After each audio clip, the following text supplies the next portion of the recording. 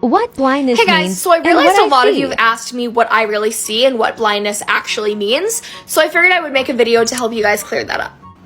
Now, the first important thing to remember is that 90% of blind people have some level of remaining vision, so what the media portrays as being blind by seeing absolutely nothing only represents an extremely small percentage of our community, and that representation still is not very accurate oftentimes.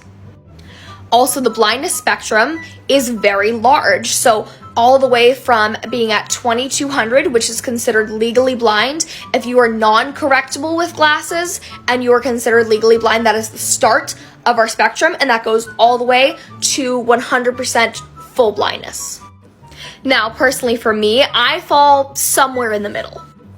So for the majority of my life, especially the last probably 5 or 6 years, my vision stayed relatively stable around the 2800 mark, but then in the past year and a half, I've had a very sudden, unexpected decline in vision, and now I see somewhere around the 2400 mark, which, yep, that's 2,400.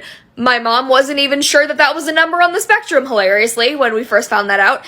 And at this point, I know that it's definitely worse than that. I just had an appointment with my retina specialist, but they don't really check that, so I need to check with my optometrist. So it can depend on if I have a migraine. I get ocular migraines because of issues with my retinas.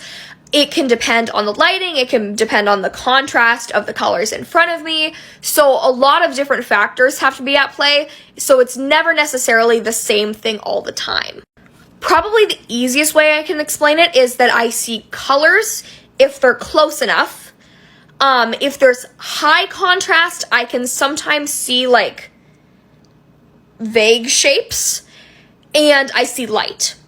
And on top of all of that, I see something that is called visual like distortions or visual hallucinations. Sorry, my phone was trying to turn off. And that is often caused by something called Charles Bonnet syndrome.